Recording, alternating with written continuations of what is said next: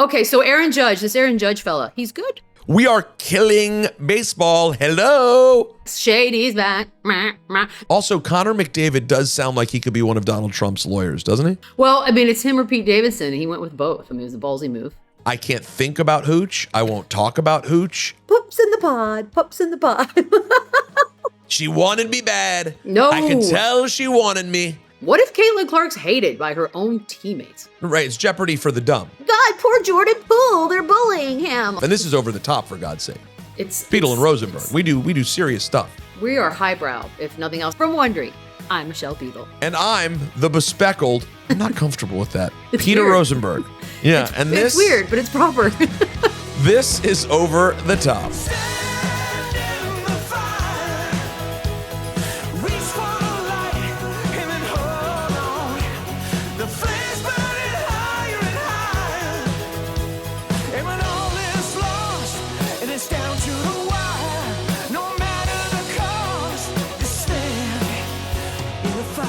Here's how the show works. The best stories of the week, sports, pop culture. We're going to face these guys off. We're going to crown one champ and answer a question.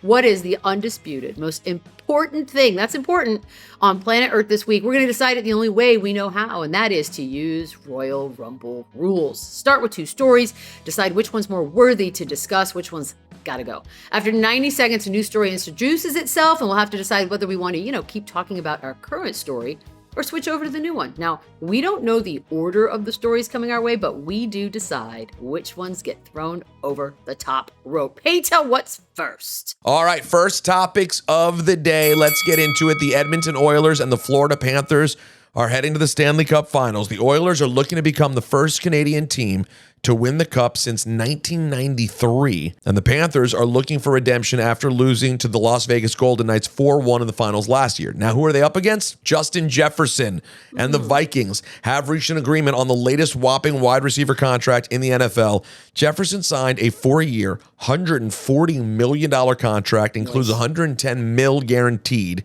This makes him not only the highest paid wide receiver, but the highest paid non-quarterback in NFL history. Meanwhile, news of the deal had CeeDee Lamb trending as he's next in line for a payday.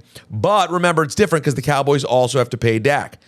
Do we want to talk about the Stanley Cup Finals being set, Edmonton and Florida, or the ramification of Justin Jefferson's mega deal? So I'm torn here because, you and I both do 3 hours of sports radio every single day. And when contract news breaks, it doesn't get any kind of emotional reaction out of me. It's like, cool, okay.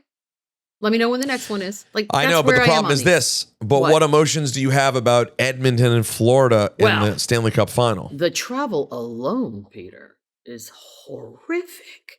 Edmonton down to Florida. You know what? I think you made a decision for us.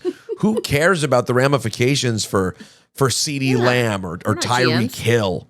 Yeah, we're not wide receivers. It makes no difference to us. No. And also, we don't even know what CeeDee Lamb's going to get. We would just be speculating anyways. And who wants to hear any of that? Especially after how many times we've said be speckled already. So over the top you go, Justin Jefferson. Let's try our best to break down a Connor McDavid, Edmonton Oiler, Florida Panther Stanley Cup Final. Obviously, you and I are a bit checked out after the Rangers were eliminated. Yeah, I tried to do as many live game parlay or live game betting I could to try to get the team back up, but in the end it wasn't enough. And so we get a Florida Edmonton situation. I don't know. I think I can get myself excited for it. Want to know why? Because A, it is exciting. B, the Connor McDavid story. The biggest, easiest comparison that I've heard that made sense to me, and now it no longer can, would have been the Mike Trout situation. The best that no one ever sees. The best that never makes it to the big show. And now he has made it to the big show. And it's taken 9 seasons to get there. So no way. It's been already 9 seasons? 9. That's what I said. I feel like it was only yesterday where I heard about this young pup named Connor McDavid coming on up. It's been 9 seasons. Me too. What the hell happened? I don't like it. Wow. I know. That's really, honestly, I thought earlier today, it's probably been like 5 years for Connor McDavid. No. Wow. That's crazy. You know what? That is an interesting story. I mean, you could argue that he just had, by the way, his game-winning goal, which you could say was sort of his marquee moment 9 years in. And that may be the play that a lot of casuals are like seeing for the first time and being like, oh, wow, this Connor McDavid guy is like special. You're talking about an in the ilk of the all-time greats. So that is also Connor McDavid does sound like he could be one of Donald Trump's lawyers, doesn't he? The Connor McDavid. He sounds like I always want to say Connor McGregor. Well, hold on, correction. I don't ever want to say Connor McGregor, but when my mouth starts to say Connor McDavid, it's like my Google brain starts to type out the other one. And I don't like that. No, we're not talking about Conor McGregor. But weirdly enough, we are talking about some contact sportage because as a result of Mike Tyson's medical emergency last week, the mega fight, the one between he and Jake Paul, it's off. According to Netflix, Tyson's health concern limited his ability to train fully for the next few weeks. Now, a new date has not been announced. It is expected to take place near the end of 2024. Jake Paul took to social media to propose a fight between him and who is this? KSI? Am I saying that wrong every time? It sounds stupid. It's KSI. His coach is saying he's over 200 pounds right now. Squeeze me. No weight excuses. We're going to run it for July 20th, and then you can have Paul Tyson in October or November. Well, unfortunately, KSI's got a fight scheduled already for August. But you know what?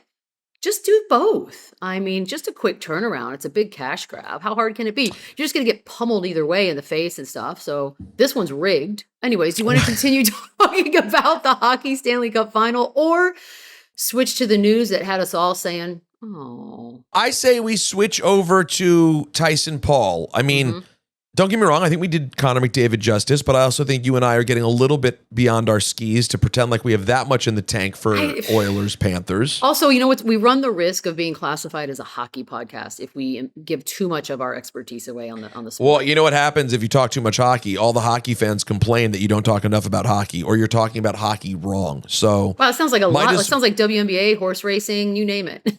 So, yeah, and I'm sure we'll get to some of those things later in the show. So let's get the Stanley Cup over the top and talk about Mike Tyson and Jake Paul, which I was very bummed out about to see that it's getting moved because I was excited for July 20th. Same. I do think it's going to be a true spectacle, just to say spec one more time on the show. But I mean, listen, this is not the first time that a hyped fight has been delayed because of a health thing. Of course, in Mike's case, it's an ulcer, and all it means is apparently he has to cut back his training a bit and get healthy. But the question for me is when it will happen, because now they're saying later this year. Like November, but no fight December. gets. It has to be, right? Because no fight gets delayed for like 6 weeks. It's too risky. So it's minimum 2 to 3 months. Right. So I'm randomly predicting with zero information, like the weekend before Thanksgiving. Oh, you're going on the earlier side of the possibility. Okay. I think you don't want to get into Christmas Football? time. What about a New you're Year's in football Eve either fight? way, but Like a New Year's Eve spectacle. Well, hold on. What day of the week does New Year's Eve fall in? That's too much math. Let me find out. Do you have a calendar? Hey Siri, what day is New Year's Eve 2024? Who uses Siri? New Year's Eve is on Tuesday, December 31st, 2024. Not ideal. I mean, listen, you could still do it on a Tuesday. You could. We're all off. I mean, everybody, we're not, but most people are like on a holiday during that period. Dude, think about the number you do, though. You would crush, all due respect to Andy Cohen and Anderson Cooper. I mean, that number would crush. And I would be stoked because I hate going out on New Year's Eve. It's amateur night. I don't. And so I will be home and I will want something to watch. So, and these fights always start late anyway. So why not? Let's give it a thought. All right. We'll discuss it. Up next, Aaron Judge had a record-breaking month of May. The Yankee slugger hit 14 home runs, 12 doubles, and drove in 27 runs. Along the way, Judge hit 26 extra base hits, which broke the Yankees franchise record of 25, previously shared by two guys, you may have heard of them, Babe Ruth and Lou Gehrig. I think even though I love the Tyson Paul fight and I'm into it, it got delayed. Over the top you go. We got to break down Aaron Judge's May, don't we? Yeah, we do. But also the ulcer thing, that's crazy that they're that bad. Like I've learned a lot about ulcers in the last week or so. Did not know they could have this kind of an effect on a human being. So a lot of milk. I think you got to drink milk when you have ulcers, right? Mm-hmm. Go on. Well, if I remember the movie Clockers, I believe Mekhi Phifer's character was always getting ulcers. Yep. They're not fun, but man. Okay, so Aaron Judge, this Aaron Judge fella, he's good. You know what? Hold on. You nailed it. I mean, you nailed it. We're a baseball podcast now. Are we? Hold on. Is that Tim Kirkshin? Let me see who that is. Is that Jeff Passan or Michelle Beadle? I'm confused. Thank you. I'm sorry. I love doing this podcast with Kenny Mayne. This is just we are killing baseball. Hello. We really are. No, look, Babe Ruth, Lou Gehrig, look, records are just being squashed this past week, haven't they? This man, let me tell you something. First of all, Juan Soto was the player of the week last week because that's how good Juan Soto was. Bad. Dude, it's a shame that McGuire and Canseco were the Bash brothers because I would still steal that. I would go Bash Brothers 24. This is, to have these two dudes doing what they're doing is so amazing. And here's the part that sucks if you're a Yankee fan. It doesn't matter unless they win the whole thing. Yeah. It's all, trust me, I hear from these fans every day. The only thing that matters, so don't get me wrong, the fun is building, but if it doesn't work out, it's just getting thrashed anyway. So it's all for naught. Hold on. Were the Splash Brothers named Splash to rhyme with Bash because it was the same area of the country? Yo. Is that real? Is that why we have to rhyme it?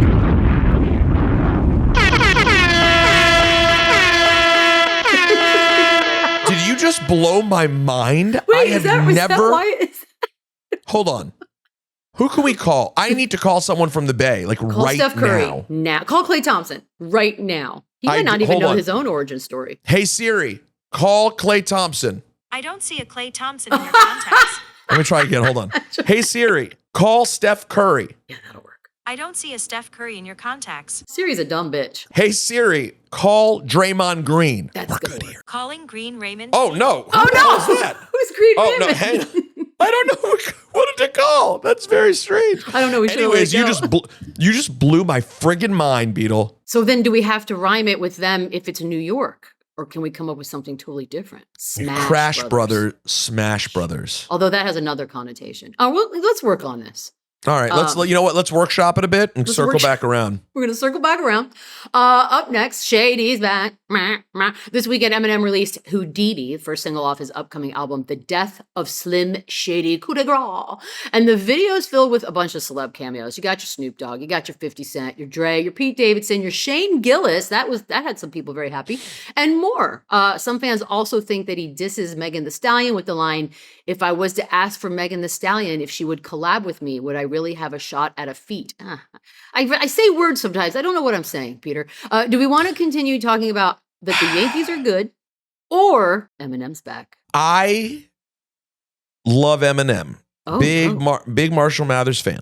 Okay. I am not generally a fan of Eminem first singles. They are real Slim Shady, Without Me, all the big up-tempo, over-the-top, Hi, My Name Is, all the big Eminem first singles that are overly pop are not for me. Interesting. So I'm kind of good. And I didn't care that Shane Gillis, one thing I never thought was can I get Shane Gillis in a rap video? I never had that thought ever. Well, I mean, it's him or Pete Davidson. He went with both. I mean, it was a ballsy move.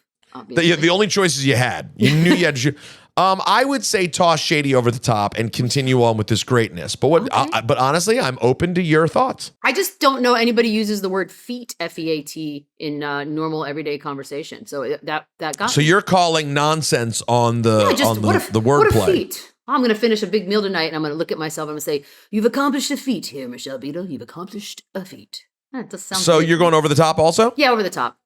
I right. go to you for my rap music expertise. If you want anything on Def Leppard, I'm your girl. Anyways, we're staying with Aaron Judge. Even if baseball is not your thing right now, I take a moment because these guys are friggin' awesome. It really is special to watch. They're actually fun. They're the old Yankees where it's such stiff and business as usual and there's my attaché case. No, they don't feel like that. It's different. That is probably the best way to look at this Yankee team. They have a little bit of character, and the Yankees are just generally so buttoned up, and this team is pretty fun. So enjoy yourself. We might see facial hair in our lifetimes on the Yankees, Rosenberg. I don't know. Now you're being crazy. We might. Facial hair on the Yankees. They're better than that. This is wild. Last week, the Bills signed former NCAA wrestling champion, Olympic gold medalist, and highly touted WWE trainee, Gable Steveson. as an undrafted free agent to try his hand at defensive tackle. Get this, with no football experience. None? Steveson said he's looking forward to the challenge of seeing how many wrestling skills may translate to football. Do you want to keep talking about the crash dash bruvs? Crash. Or move on to the Bills signing someone who's never played football? Well, I kind of love this. Yeah, you know what, Yankees? We've got an entire season, a whole summer, if you will, to talk about you. So please, by all means, keep crushing. We will come up with a great nickname. The Crush Brothers. Crush Brubs. The Crush Crew. Crush Crew. That could be something. Over the top you go. We'll keep working on it. Okay, yeah, we're gonna work on this. No football experience, as in, has he ever picked up a football? Has he? No, Beadle. He had never even heard of football.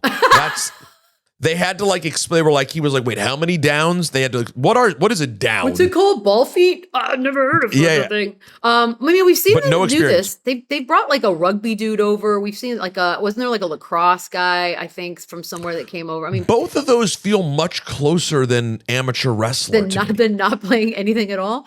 Yeah, I would say yes. Look, I mean, it's his body.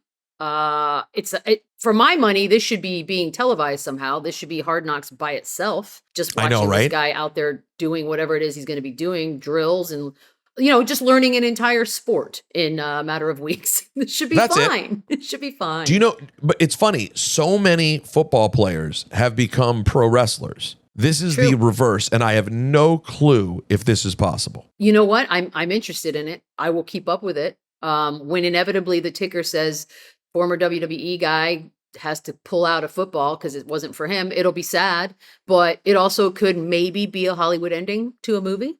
And it turns out this was his calling and he just got a late start. How big is this dude? I'm assuming huge.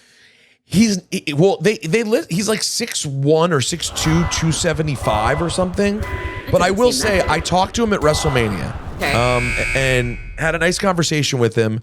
He doesn't come across as gigantic. I will say that. He considering he'll be blocked by Trent Williams, people of that size, he doesn't seem that huge to me. No. But who knows, man? He's a gold medalist. He's a stud athlete, so who knows? So the mental's there. Let's see if the rest can do it. That's my assessment. That's right. We're halfway through the show right now. You made that up, but I like it. I totally did. The most important topic of the day. He reminds me of, he's the Northwest of the NFL, taking jobs from someone who's been training their entire lives. We'll be right back.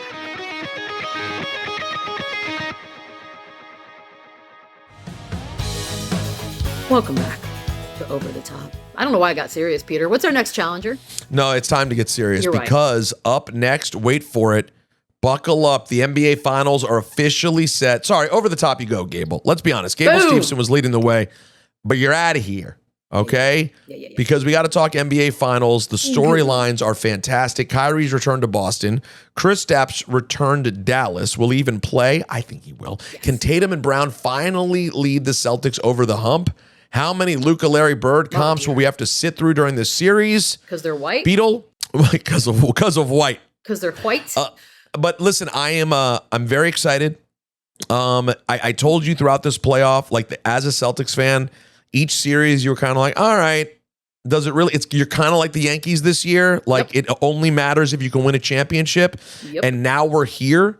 So I'll say, I think this was the dream scenario for the playoffs. And I didn't even realize that when the playoffs started. But now you mean the Mavs? Yes. Wow. I now think when you look at it, short of it somehow being, the Lakers would have won, short of Lakers Celtics, which is always sexy. I think this is, Beadle, you can roll your eyes, but you know what I'm saying. It would have been Lakers Celtics this is with much more fun. I'm more excited about this. Lakers Celtics with 17 championships each. Okay, can I? This is my pet pretty peeve. Good. This is my pet peeve, right? Yeah. There are 20-year-olds running around shouting crap out of their mouths about 17 championships. Bitch, you were not alive when these championships were being won. So let's stop acting like we're all history buffs about the NBA and that, I can't wait to see the continuance of this great rivalry. It's not that rivalry anymore. I don't even think these two teams care. Do they? I don't know whether the individual players will care, but it's up. It may be the number one championship rivalry in sport. You don't care about Lakers Celtics? You think it's a meaningless rivalry? I would much rather watch Luka and Kyrie in this particular series. Yeah, I think it's more exciting than AD and a LeBron. From a player standpoint, okay, up next, real quick, Beadle, get through. We're not doing Pups in the Park over this. So we're going to do Pups in the Park. I'm sorry. You decide. Fine. Well, guess what? Then stop having ridiculous hot takes about basketball, and we could have done Pups in the Park. But there is your Pups in the Park. Pups in the Park. She was asleep. Sorry. Beadle just woke up her sweet senior dog to put her on camera. Sorry. But I'm sorry. Yes, I'm reading this. This is Beatles, but I'm taking it. The Dodgers held a promotion for Pups in the Park where fans bring their pets, and there were so many. It was amazing. It looked like literally thousands. My dog's biggest nightmare. My dog would have literally jumped off the upper deck if that had if he was there. She would have growled at some. I'm just trying to figure out the bathroom situation, but I don't even care. If it wasn't such a pain in the ass to get to Chavez Ravine, I totally would have done that. But it's not worth the hassle. But no, we're not going to talk about, unfortunately, Pups at the Park because Beadle wanted to drop her haymaker that no one cares about Lakers Celtics. Now, I think that's a ridiculous take, but I do respect your interest in seeing Kyrie and Luka versus the Celtics more because that is the point I was originally trying to get to.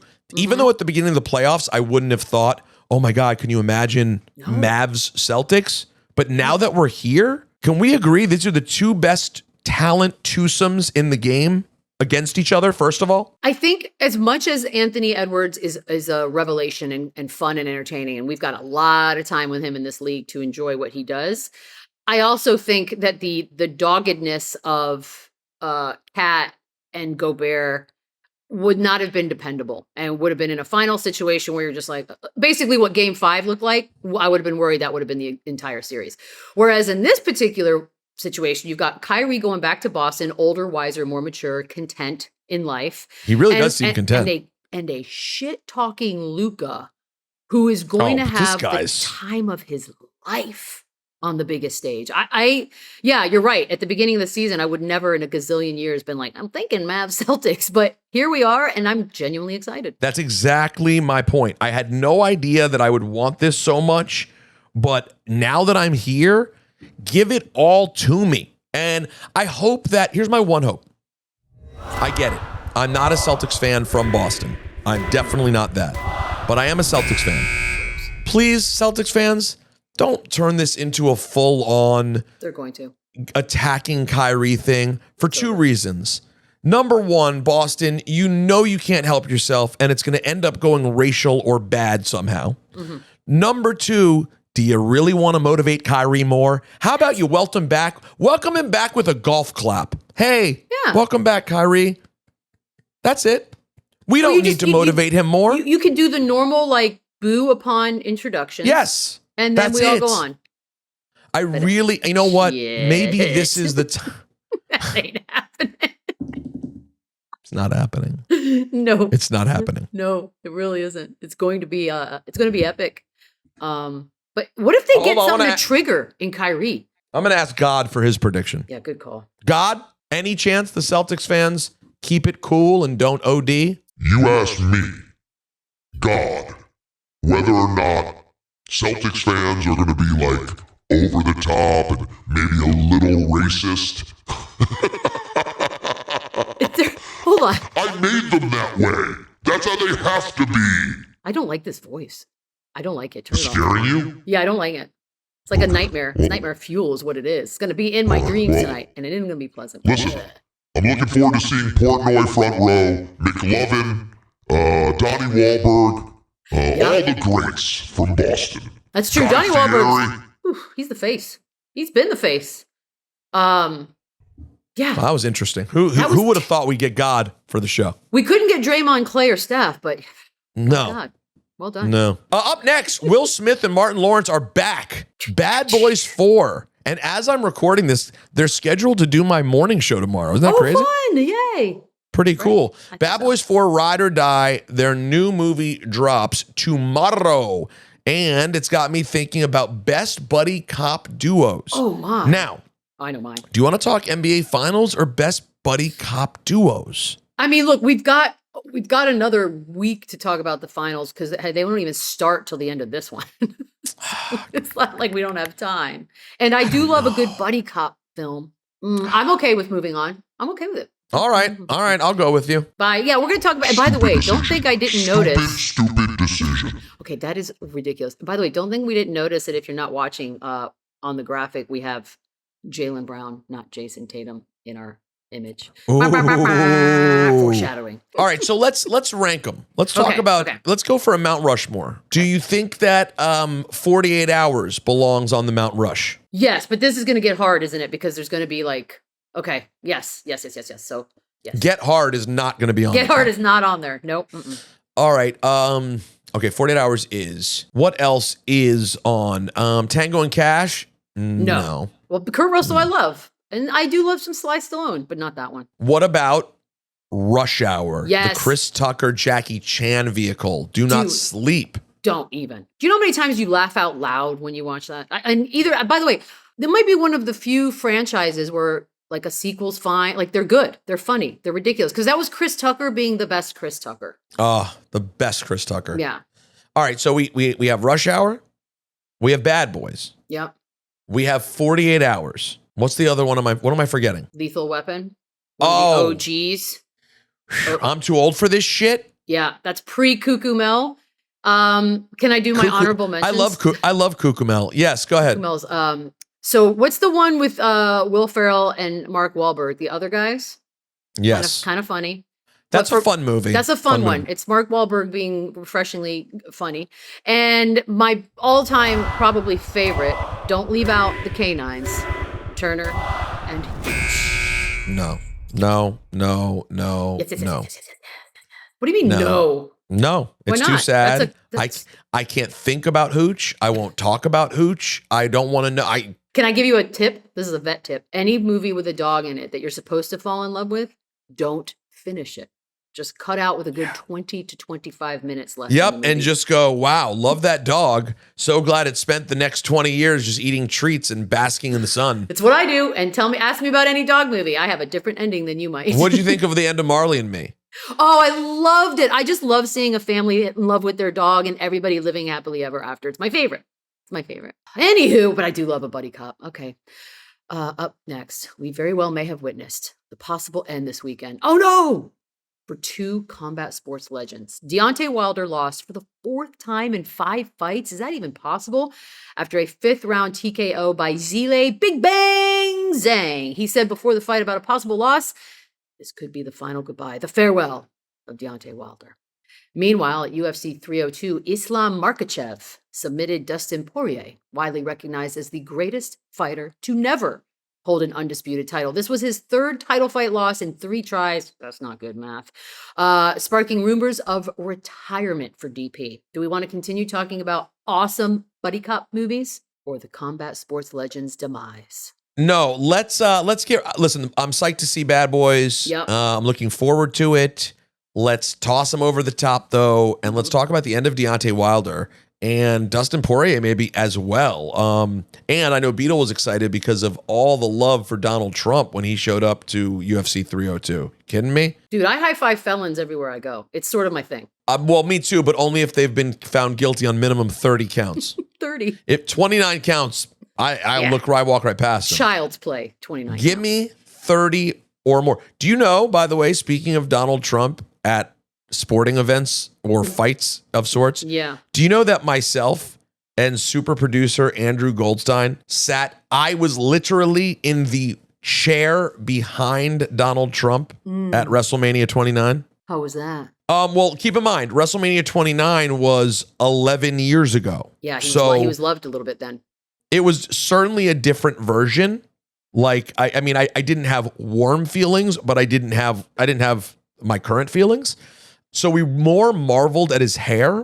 For sure. I recently found my pictures. Andrew says he has a photo too. Andrew, is your photo just of his hair? Because mine are all of his hair. That's really because it was mind blowing. At that time, people weren't talking about his hair yet, but sitting right behind him, it was like I just couldn't get over it. It's cotton candy. And by the way, I've had 2 interactions with the former convicted felon president. Bitter Beadle. That's what I call her. She's bitter and alone. They were both good interactions. That's right. I have to be honest. She wanted me bad. No. I can tell she wanted me. None of that happened. Nope.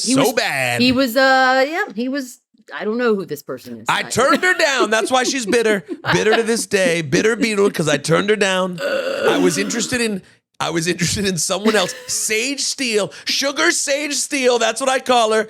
I like her so much better than Bitter Beadle. That's fair. I respect that. Anyways, Deontay Wilder had such a promising career. The Bronze Bomber, he was the man. And then once he took the losses to Tyson Fury, just never really recovered. And this one was just brutal. Not what you want. Up Not how next. you want to go out. No. Oh, I know we're going to have to go to this topic because it is the topic of the week. The much anticipated first WNBA matchup between Caitlin Clark and Angel Reese was marred by a cheap shot / body check, depending how you look at it, from Kennedy Carter on Clark. Initially called a foul in game. It was upgraded to a flagrant one after the game. You think? And then came all the takes. Angel Reese was seen applauding the foul. They seem to have like some sort of heat that's actually picking up, even though we denied it at first. Carter wouldn't answer any questions about Clark post-game before later posting, besides three-point shooting, what does she bring to the table, man?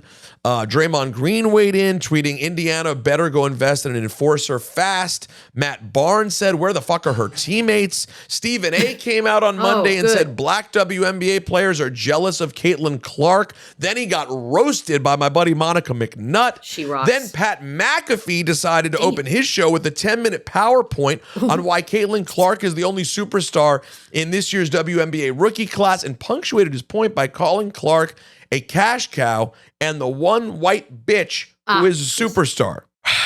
That's a lot was said. A lot was said about Caitlin Clark. Sorry, Deontay. Sorry, DP. Over the top you go. Where do you want to start with this? Where do we start with this? You know what my big takeaway was, Peter, from all of it? Of all the emotions that people are speculating or feelings that these women have towards her or don't have towards her, none of this surprises me. And I don't know if that's because I am a woman. I'm just like, yeah, of course we're going to hate her. A bunch of people are going to hate her. It's a resentment. I mean, there are people that have been in that league for quite some time that are basically being told, yeah, cute, everything you've done before this, adorbsies, but now it matters because Caitlin Clark is here. And like, you can give as much validity or reality to all of that as you want, but there are women's egos involved here. And they're no different than any other professional athlete walking the planet. So I don't know why we're shocked. But the thing that stood out the most to me was none of her teammates like ran to get her up off the ground. The only teammate they came over just sort of meandered. I didn't see anybody else get in the face of Carter. Is it possible they kind of missed it because it happened at such an odd time? Maybe, or maybe they look. There could be 1,000 things, right? That's why this is it's a topic that will never die because we don't know Caitlin Clark. What if Caitlin Clark's hated by her own teammates? Maybe she's not nice. I don't know anything. None of us do. But what I do know, if I'm Caitlin Clark, I don't need a bunch of dudes swooping in, trying to defend my honor and white knighting their ways into this. I'm a basketball player. I grew up with brothers. I'm a tough broad. I don't need this. And don't use the word bullying either, people. They're professional athletes playing a sport. Bullying is what kids do to each other on a school bus. Stop. Just stop. I don't make a big deal about this entire thing so far. Right. If in 30 years, let me put it this way. In 30 years, if there's a biopic about Caitlin Clark, which at this rate, there probably will be, wouldn't you almost like expect that the part when she gets to the league involves her getting a really hard time from the players that were like, isn't that built into the sports story that this new person who shows up to a league that had, I'm not going to say the WNBA was fledgling, but it certainly hasn't been making a ton of money, and men have not been paying attention to it. And frankly, women haven't altogether been paying attention to it. And now you have this star who comes along, who also happens to be a white, straight woman when most of the league does not look like her demographically. Everything is there for this story to involve a little bit of bitterness, whether it's subjects we want to talk about or maybe it's a little uncomfortable. There's so much that potential. Guess what? Everybody involved is human. All the things that are happening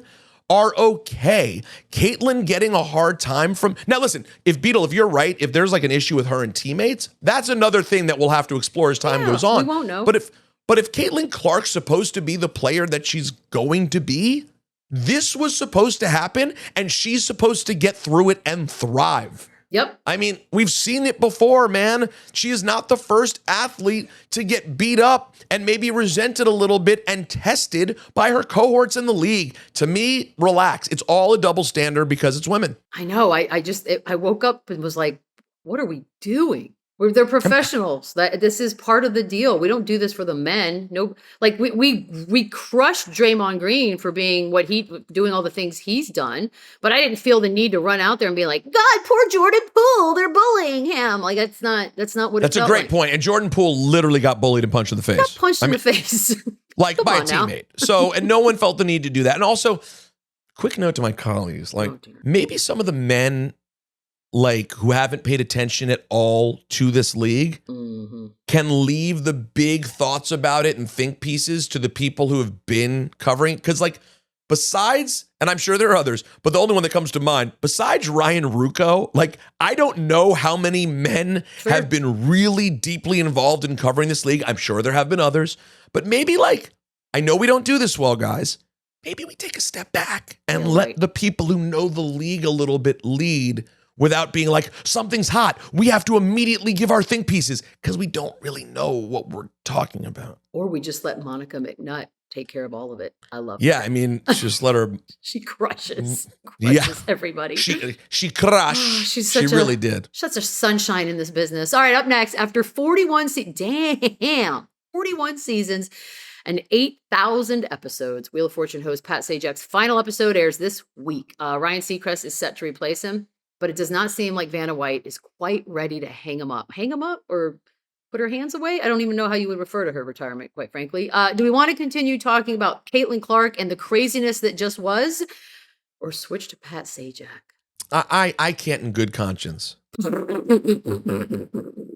With this show that we care about so deeply, a format that we take very seriously, I cannot pretend that in our world, Wheel of Fortune's a bigger deal than the Caitlin Clark of it all. We can't do it. And by the way, I just was never into like Wheel of Fortune. I mean, it's the dumber of the two. It's the dumb show. So you could actually think about being on that one. Yeah. Right. It's Jeopardy for the dumb. Yeah. You're like, oh, I can crush Wheel of Fortune. Yeah. That's like the only thing that would be lower on the totem pole intellectually than Wheel of Fortune is like a coloring book game show. Yeah. Like, can you color between the lines? Like this is not high-end stuff. And this is over the top, for God's sake. It's Beadle and Rosenberg. We do serious stuff. We are highbrow, if nothing else. By the way, I will say this. I'm 48, and he's been doing that job for 41 years. Like, that is impressive. That's a good amount of money that's been made. Well done, sir. Over the top you go, Sajak.